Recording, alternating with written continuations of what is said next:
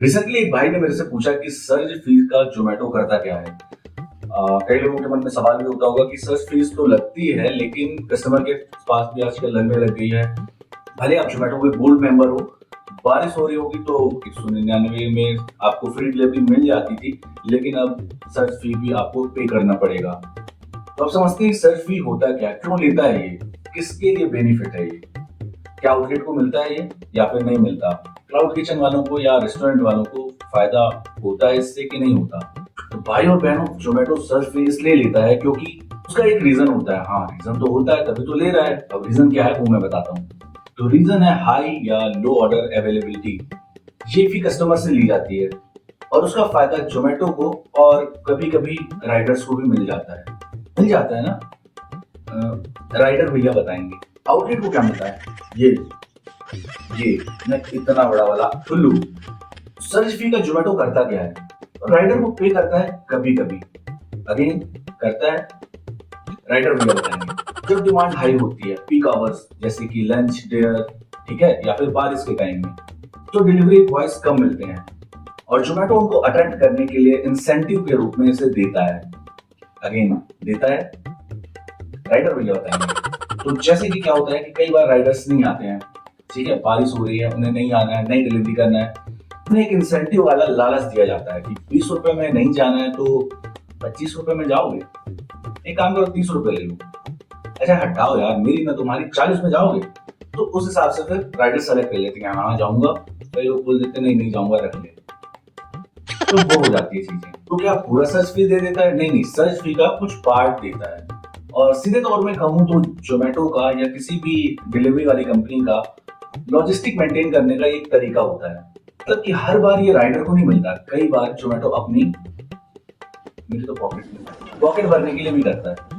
सबसे अच्छी बात है, हाँ जोमेटो के लिए, कि सर्च फी का कोई रूल नहीं होता, कोई रेगुलेशन नहीं होता और ये ट्रांसपेरेंट भी नहीं है।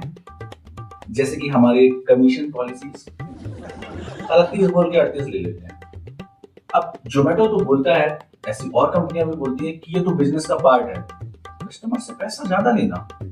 हाँ ले सकते हो, बिल्कुल ले सकते हो, पर हमें भी तो दो। और इससे कस्टमर बिहेवियर भी कंट्रोल होता है। लाइक कई होते हैं ना राजा बाबू कस्टमर, हमें लेटे लेटे खाना, हमारे पास तक सारी चीजें आ जाए।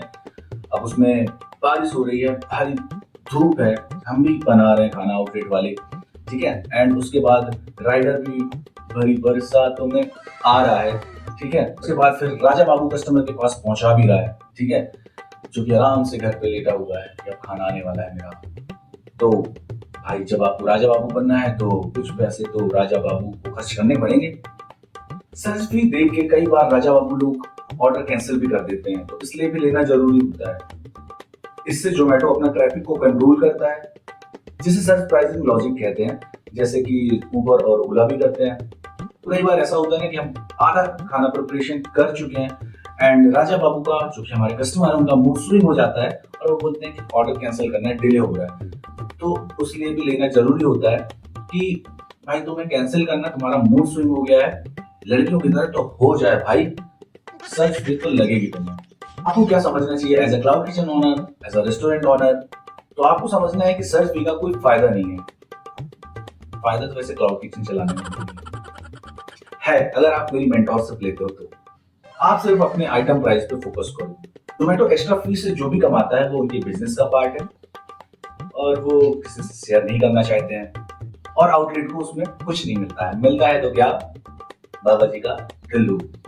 ये पैसा जो प्रॉफिट में आता है उससे दीपी भैया फिर 2 करोड़ 3 करोड़, अभी मेरे ख्याल से 6.5 करोड़ की गाड़ी भी ले ली है, तो आगे रोल्स रॉयस तो ले ही लेंगे। I'm a rider, to provider. Bye bye. तो दीपक भैया, आपके लिए हम ऐसे ही मेहनत करते रहेंगे, रात दिन एक कर देंगे, अपने पे आउट से खूब सारा पैसा कटाते रहेंगे, खूब सारे एड्स लगवाएंगे, खूब पैसा काटू, कस्टमर भी आपसे ऑर्डर करते रहेंगे और होप सो नेक्स्ट ईयर आप रोल्स रॉयल ले लो अपनी। All the best.